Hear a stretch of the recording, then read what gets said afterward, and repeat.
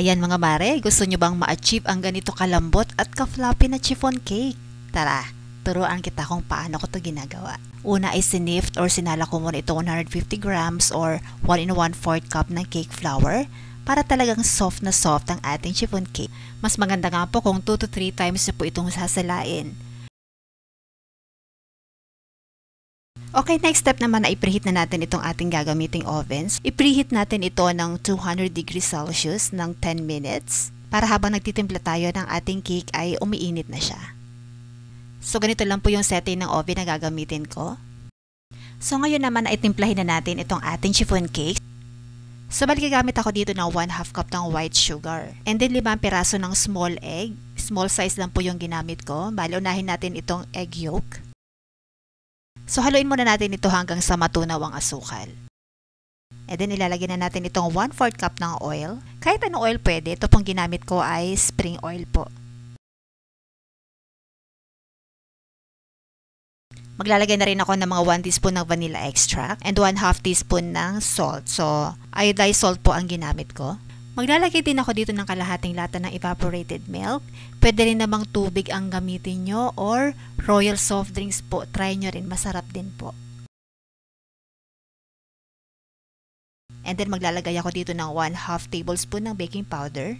Ang baking powder po ay pwede nyo po itong ilagay dito sa inyong batter. Pwede rin po ito na ihalo nyo doon sa inyong harina or sa inyong flour. So i-mix natin ito hanggang sa matunaw ang baking powder. And then ilalagay na natin itong ating 150 grams or 1 1/4 cup ng cake flour. Maganda po talaga ang kalalabasan ng inyong chiffon cake kapag ito po ay sinift or sinalaan nyo kasi talagang malambot na malambot po talaga siya.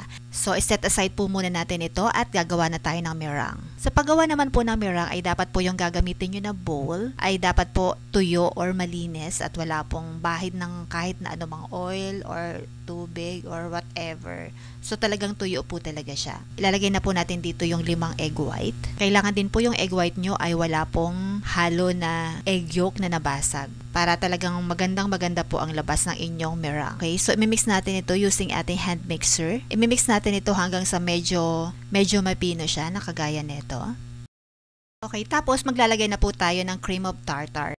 Pero kung wala po kayong cream of tartar, pwede po tayong gumamit ng suka. So kahit mga 1/2 teaspoon lang, pwede na po. Okay, so i-mix po uli natin ito. So at this time po ay medyo bilisan na po natin yung ating setting ng mixer nyo po. So ilalagay na po natin gradually itong 1/2 cup ng white sugar. So gradually po natin itong ilalagay. At this point po talaga yung speed po ng inyong mixer ay dapat mabilis na po. I-mixer natin ito hanggang sa ma-achieve natin yung peak ng ating meringue. So yung ganito po ang gusto nating ma-achieve. So ayan yung parang nakakatayo na siya. Ayan, di na rin siya bumabagsak. So pwede na ito. So ganito po ang talagang perfect na texture ng ating meringue. And then ilalagay na po natin dito yung ating batter.